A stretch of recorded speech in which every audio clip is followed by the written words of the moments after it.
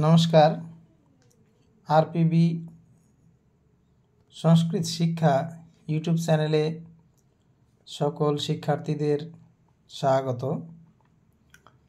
आज के तुम्हादेर पढ़ानो होबे बनगता गुहा এই পড়াটির দ্বিতীয় পার্ট অর্থাৎ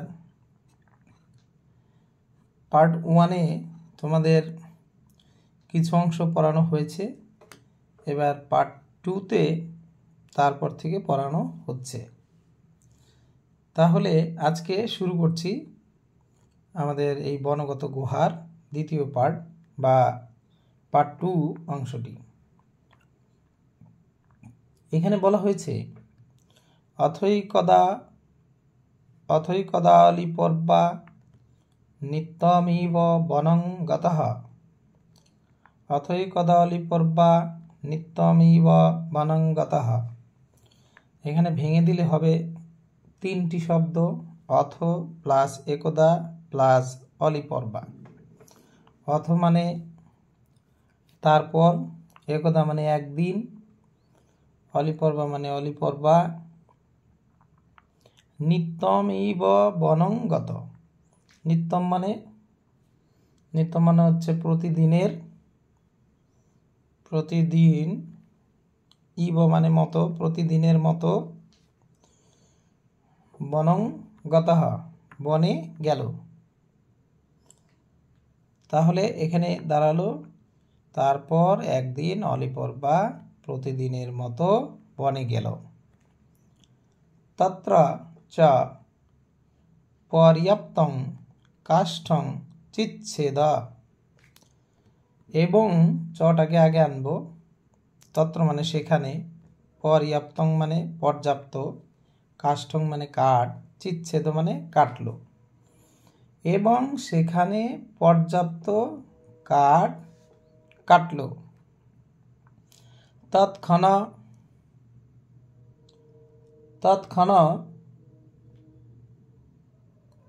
তৎক্ষণং অনুসারটি দেখা যাচ্ছে না, এখানে একটি অনুসার হবে,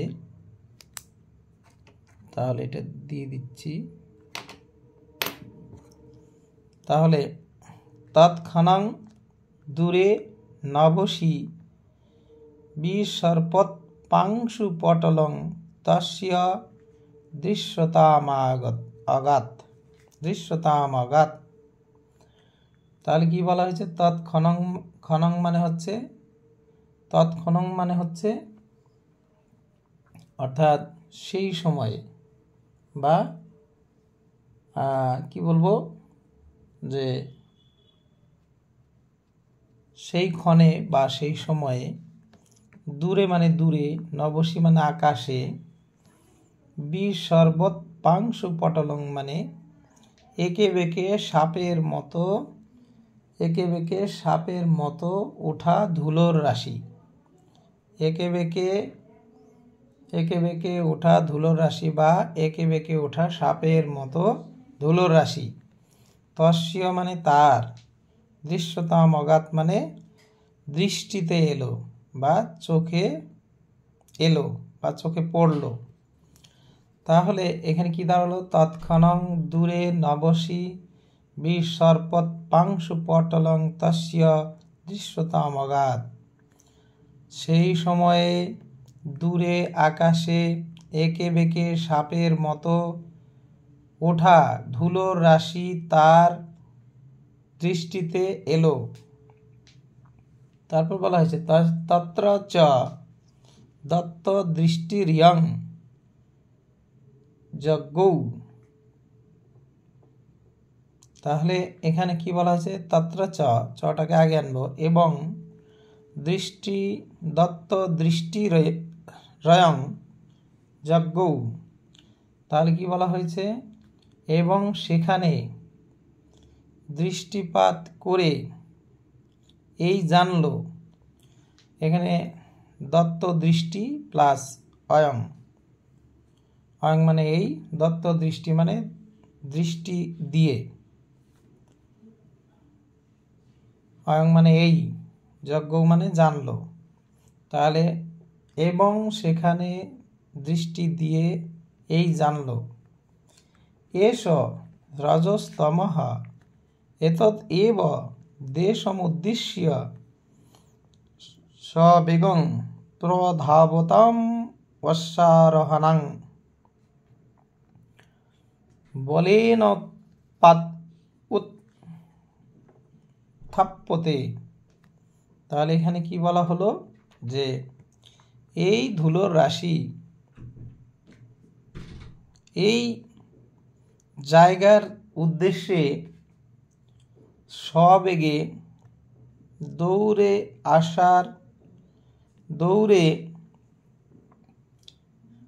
আসা অশ্বারোহীদের বলের দ্বারা উৎপত্তি হয়েছে বা উঠেছে। তাহলে এখানে কি বলা হয়েছে, যে এই ধুলোর রাশি এই জায়গার উদ্দেশ্যে সবেগে দৌড়ে আসা অশ্বারোহীদের বলের দ্বারা উঠেছে। তারপর বলা হয়েছে, ইয়ত অস্মিন দেশে রাজপুরুষাঃ ন সঞ্চরন্তি ততঃ তুরঙ্গসাদীভির্দস্যুভির্ভাব্যম। তাহলে কি বলা হয়েছে, ইয়ত অস্মিন দেশে, এখানে তিনটি শব্দ রয়েছে। ইয়তঃ মানে যেহেতু, অস্মিন দেশে মানে এই দেশে, মানে এই জায়গাতে, রাজপুরুষা ন সঞ্চরন্তি অর্থাৎ রাজার পুরুষেরা চলাফেরা করে না। ততঃ এই তত মানে তারপর, কিন্তু তত এখানে তাই এই অর্থে ব্যবহার করা হয়েছে, বা তাহলে তুরঙ্গা সাদীভির দস্যুভির ভাব্যম অর্থাৎ ঘোড়ায় আসা দস্যুই হবে, ঘোড়ায় চড়ে আসা দস্যুর দল হবে। তাহলে কি বলা হয়েছে, ততঃ তুরঙ্গা সাদীভির দস্যুভির ভাব্যম, তাই ঘোড়ায় চেপে আসা দস্যুই হবে। তারপরে বলা হয়েছে, তত সাবিদৃশং প্রচ্ছন্নং কিমপি স্থানং লব্ধুং সর্বত দৃশং ব্যাপারয়ামাস। তাহলে এখানে কি বলা হয়েছে, তাই তিনি এইরূপ প্রচ্ছন্ন অর্থাৎ আড়ালে,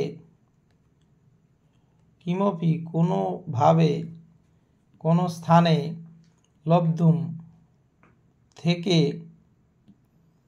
সর্বত মানে সব কিছু, দৃশং মানে দেখা, ব্যাপারমাস। তাহলে কি দাঁড়ালো, যে তাই সে এই ভেবে প্রচ্ছন্ন কোনো একটা জায়গা পেতে সর্বত মানে চারদিকে দৃষ্টি ছড়িয়ে দিয়েছিল।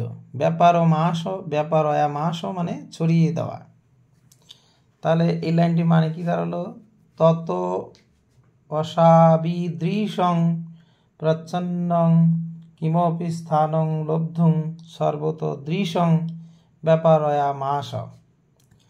তাহলে কি দাঁড়ালো, তখন বা তাই, এক্ষেত্রে তত মানে তারপর, আমরা তারপরও ধরে নিতে পারি, তারপর তিনি এইরূপ ভেবে বা এইভাবে প্রচ্ছন্ন কোনো একটা স্থান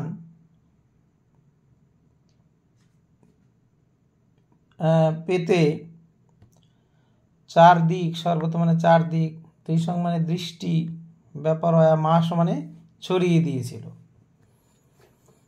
তাহলে কি এইখান থেকে পেলাম, আরেকবার বলে দিচ্ছি। তখন তিনি এইরূপ প্রচ্ছন্ন কোনো একটি স্থান পেতে সব দিকে বা চারদিকে দৃষ্টি ছড়িয়ে দিয়েছিল। যত্র সা ঘোরাপক্রমণং ইয়াবৎ ক্ষেপেন নিবৃত্তস্তিষ্ঠেৎ। তাহলে কি দাঁড়ালো, যে যত্র মানে যেখানে, স মানে তিনি, চোরাপক্রমণম মানে চোরগুলো বেরিয়ে যাওয়া, ইয়াবৎ অর্থাৎ পর্যন্ত, ক্ষেমেন মানে নিশ্চিতভাবে, নিবৃতস্তিষ্ঠেৎ মানে গোপনে থাকা যায়। তাহলে এখানে কি বলা হলো, যত্র স চোরাপক্রমণং ইয়াবৎ ক্ষেপেন নিবৃতস্তিষ্ঠেৎ, যেখানে তিনি চোরগুলো বেরিয়ে যাওয়া পর্যন্ত গোপনে,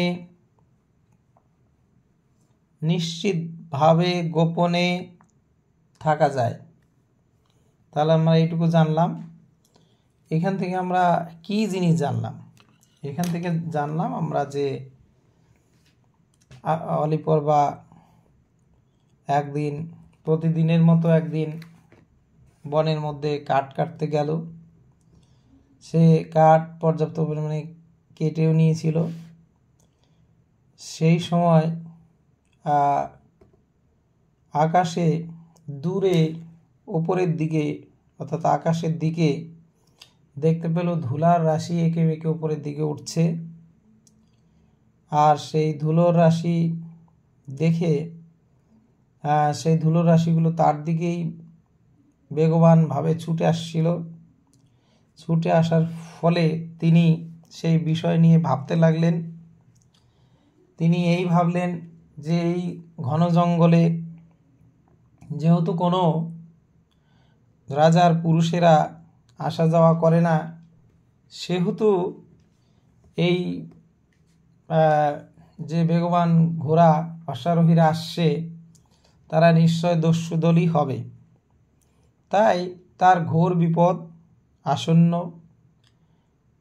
সংকটাপন্ন তার জীবন।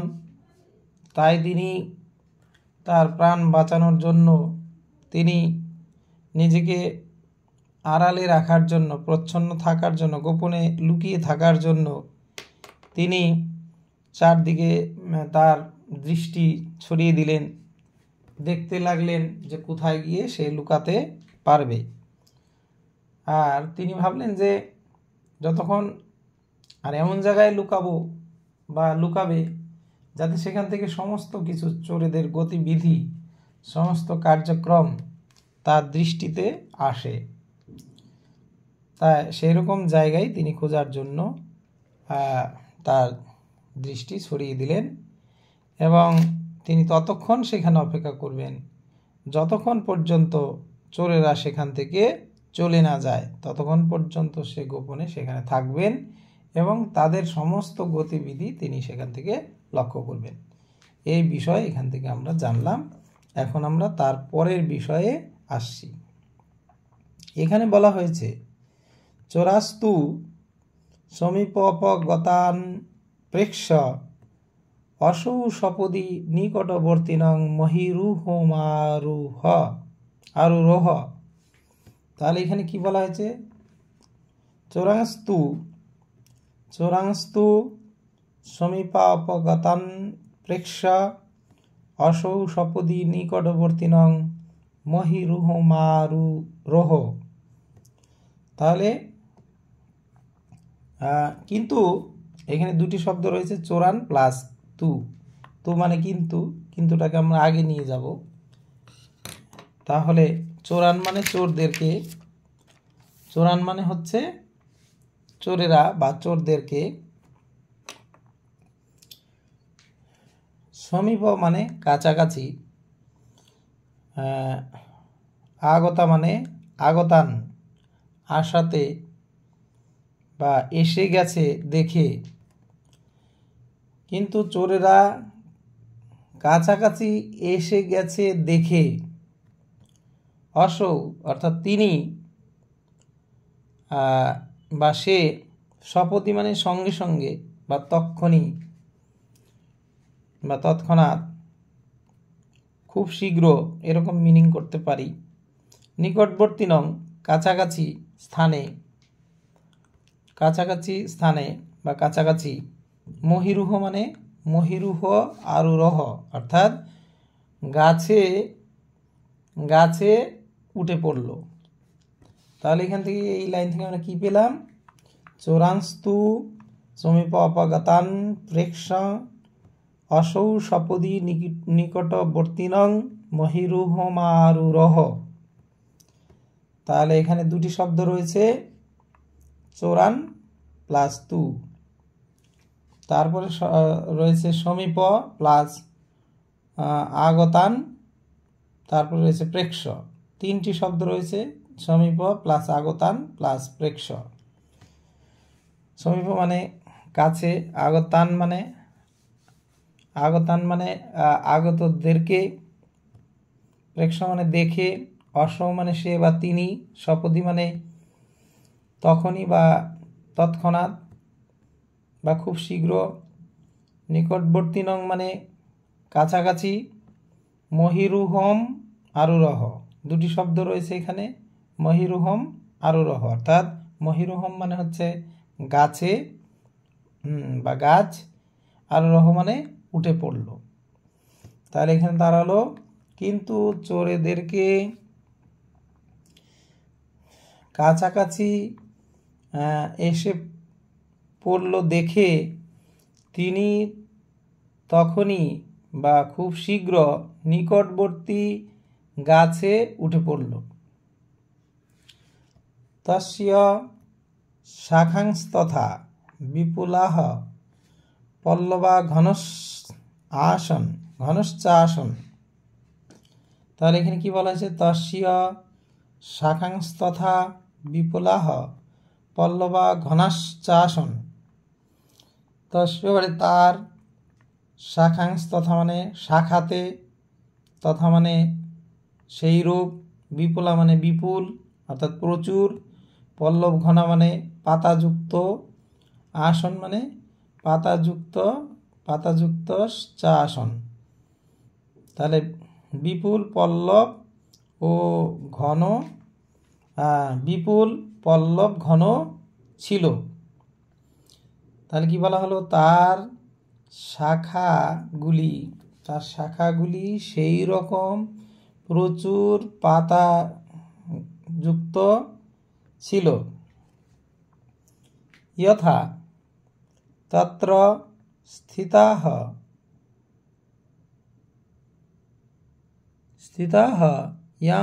অয়ং স্বয়ং কস্যাপি দৃষ্টিগোচর ন ভবেৎ।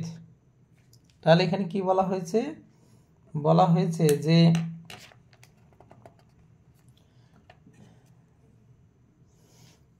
আর, তাহলে কি বলা হয়েছে? তার না, এখান থেকে বলছি যথা মানে যেমন, বা এক্ষেত্রে আর অর্থে ব্যবহার করা হয়েছে। তত্র মানে সেখানে, স্থিতা মানে থাকলেন বা সেখানে বসে থাকলে তাকে কেউ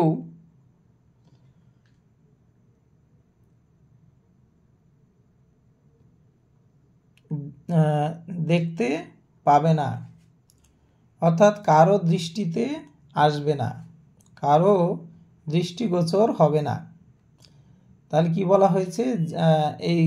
এই দুটি বাক্যের মধ্যে বলা হয়েছে যে চোরেরা খুব দ্রুত তার কাছাকাছি আসার ফলে তিনি খুব দ্রুত বা তৎক্ষণাৎ নিকটবর্তী বড় গাছে উঠে পড়লেন বা পড়ল।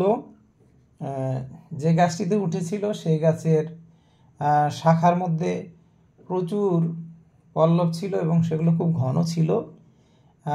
আর সেরকম গাছে ওঠার ফলে তিনি ভাবলেন যে এখানে যদি আমি থাকি, অপেক্ষা করি, তাহলে আমাকে কেউ দেখতে পাবে না।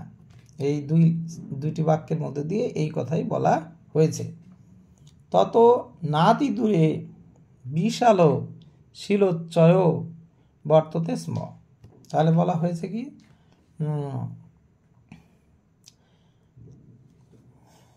তত অর্থাৎ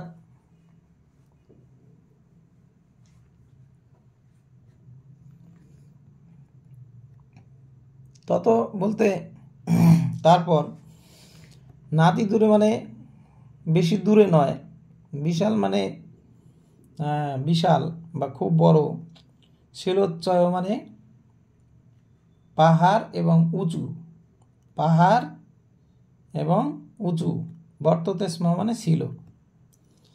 তাহলে কি বলছে যে তারপর খুব দূরে নয়, বিশাল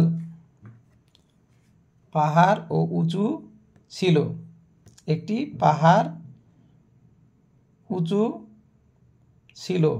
তাহলে এই লাইনটি আরেকবার বলছি, তত নাতি দূরে বিশাল শিলোচ্চয় বর্ততে স্ম, অর্থাৎ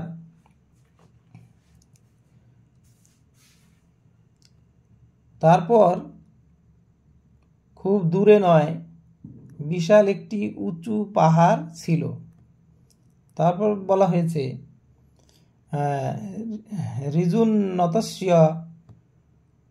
ইয়াস্য শিখরং মনুষ্যস্য দুরাসদমাসীৎ। তা বলা হয়েছে যে খাড়া ও উঁচু যার শিখর মানুষের নাগাল পাওয়ার অসম্ভব ছিল। তাহলে এখানে কি বলা হয়েছে, বলা হয়েছে ঋজুন্নতস্য ইয়াস্য শিখরং মনুষ্যস্য দুরাসদমাসীৎ। তাহলে এর মানে দাঁড়াচ্ছে যে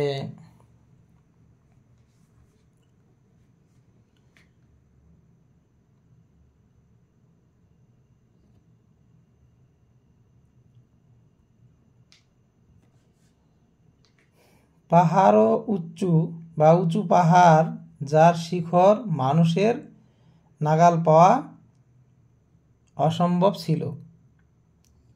অথ স হয়স্থা শৈলস্য পাদমাসাদ্য অবারোহণ। তাহলে এখানে কি হলো, তাহলে তারপর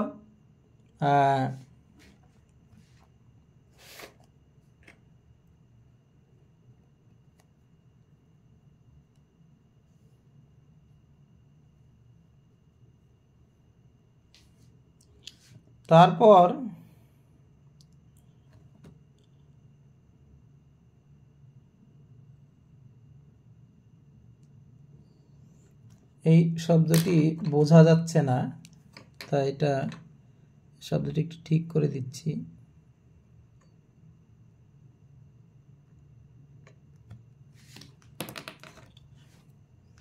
অথ তে হয়স্থা শৈলস্য পাদমাসাদ্য অবারোহণ।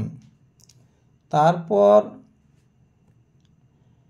তারা হয়স্থা অর্থাৎ ঘোড়াগুলিকে, হয়স্থা বলতে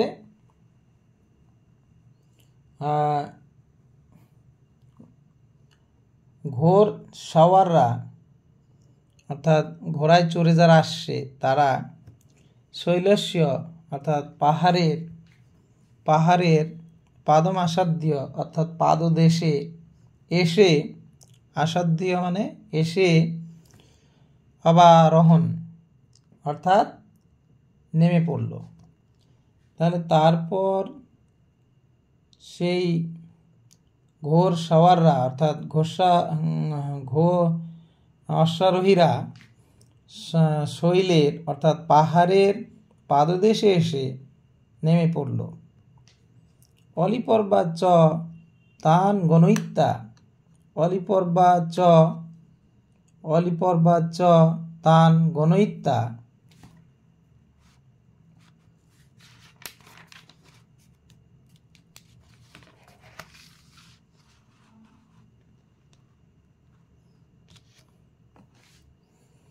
বিংশ দয়মেতান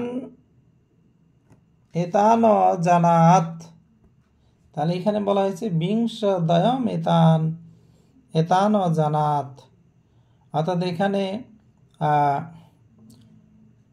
কয়েকটি শব্দ রয়েছে, 3টি শব্দ রয়েছে, বিংশ দয়ম প্লাস এতান প্লাস অজানাত। তাহলে বিংশ দয়ম মানে হচ্ছে 2-20 অর্থাৎ 40, এতান অজানাত অর্থাৎ এদেরকে এইভাবে জানলেন। তাহলে অলিপর্বা তাদের গুণে সংখ্যায় 2-20 বা 40 জানতে পারল। তাহলে কি বলা হয়েছে এই পাশে যে রয়েছে যে অলিপর্বা চ তান গণইত্যা বিংশতি দয়মেতান অজানাত, তার মানে দাঁড়ালো যে অলিপর্বা তাদের গুণে সংখ্যায় 2-20 বা 40 জানতে পারল। তৈ শশ সপ্তয় দৃঢ় গুল্ম শাখাসু বদ্ধা।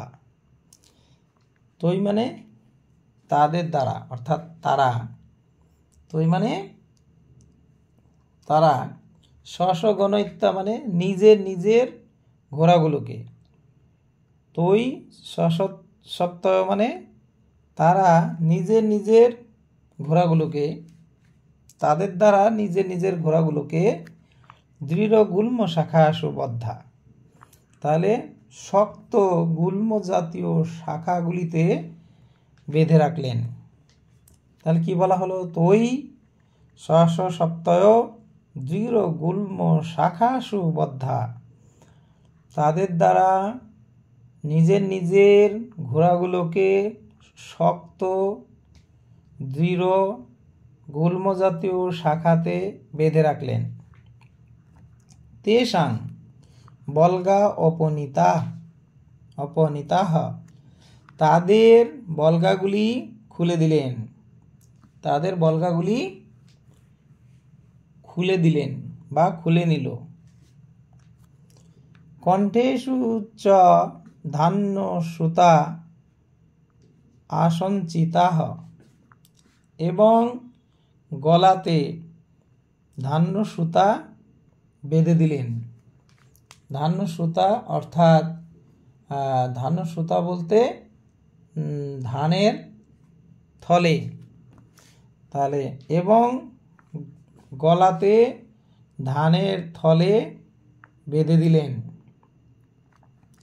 অথ সর্বেপি তে শশ পর্যাঙ্গনি আদদিরে, তারপর সকলেই তারা নিজের ঘোড়ার পিঠে বেঁধে রাখা বস্তাগুলি, আদদিরে মানে অর্থাৎ নিল, তাহলে তারপর সকলেই তারা নিজের ঘোড়ার পিঠে বেঁধে রাখা বস্তাগুলি নিল। ইয়া ভারবত্বা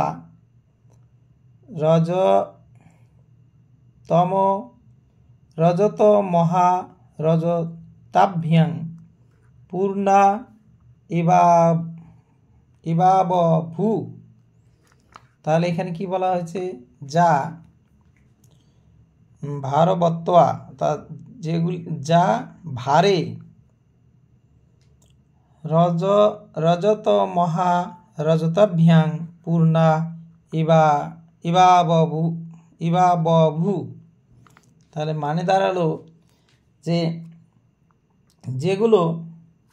যেগুলো ভারে সোনা রূপায়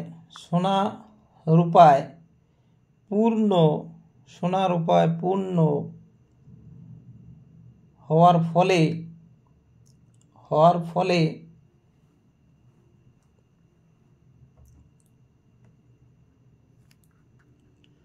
পূর্ণ অর্থাৎ ভর্তি, প্রায় ভর্তি মতো হয়ে গিয়েছিল।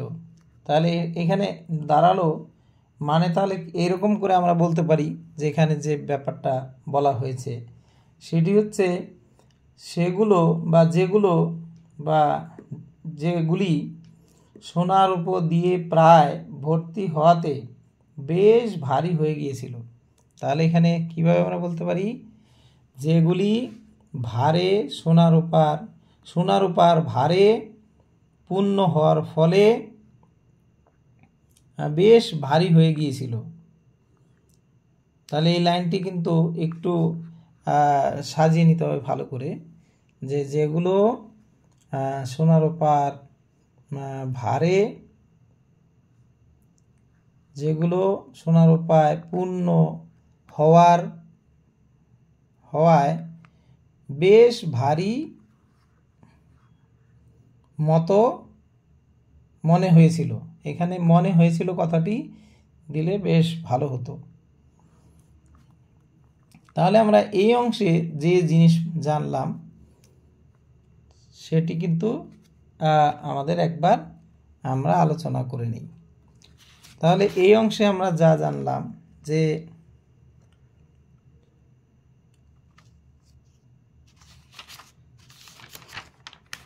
অলিপর্বা তারা খুব কাছাকাছি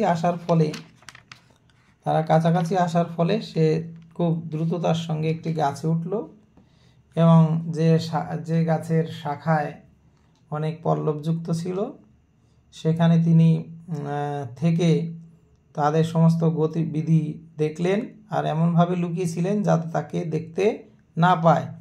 আর অদূরেই একটি বিশাল পাহাড় ছিল, যে পাহাড় ছিল খাড়া এবং উঁচু, যার শিখরে মানুষের যাওয়া কঠিন ছিল। আর তারপর এরকম অবস্থায় তিনি সেখানে থাকলেন বা সেখান থেকেই তিনি সমস্ত কিছু দেখার চেষ্টা করলেন।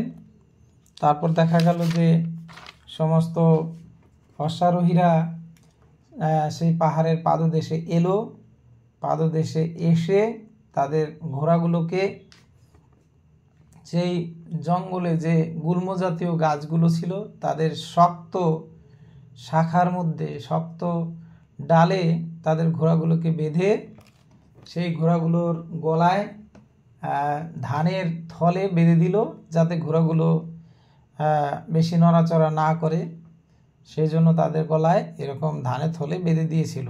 বেঁধে দেওয়ার পর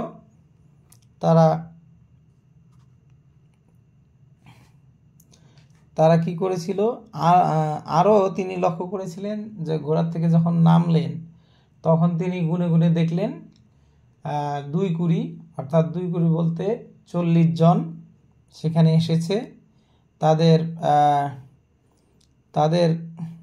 তারা নেমে তাদের ঘোড়ার পিঠে থাকা সমস্ত থলে, ভারী ভারী থলে, সেগুলো তারা প্রত্যেকে নিলেন। আর সেগুলো মধ্যে যে সোনার উপায় ভর্তি ছিল, পূর্ণ থাকার ফলে সেগুলো বেশ ভারী মনে হয়েছিল। এই অলিপর্বার মনে হয়েছিল যে সেগুলো সোনার উপরেই হয়তো ভর্তি, যার ফলে সেগুলো যথেষ্ট ভারী। তাহলে এই পর্যন্ত আমরা কিন্তু জানলাম।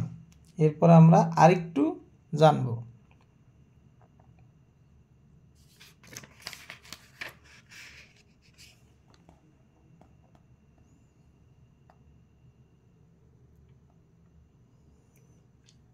ঠিক আছে, আজকে আমরা এই ক্লাসটি এই পর্যন্তই রাখছি। পরের অংশ আবার পার্ট 3-তে দেওয়া হবে।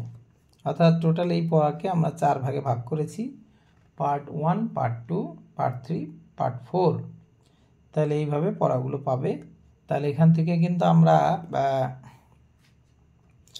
অলিপর্বা যে জঙ্গলের মধ্যে কাঠ কাটতে গিয়ে যে দৃশ্য দেখছিলেন তারই বর্ণনা পেলাম। এর পরের অংশে আরও কি কি ঘটেছিল সেই জিনিসগুলো আমরা জানতে পারবো। এই পর্যন্ত এই ক্লাস রাখা হচ্ছে। সবাইকে ধন্যবাদ। এবং এই পড়া যদি সকলের ভালো লাগে তাহলে অবশ্যই সাবস্ক্রাইব করবে, লাইক করবে, শেয়ার করবে। আরও চেষ্টা করব ভালো ভালো পড়া তোমাদের দ্রুততার সঙ্গে তোমাদের দিয়ে দেওয়ার জন্য। ঠিক আছে, রাখছি।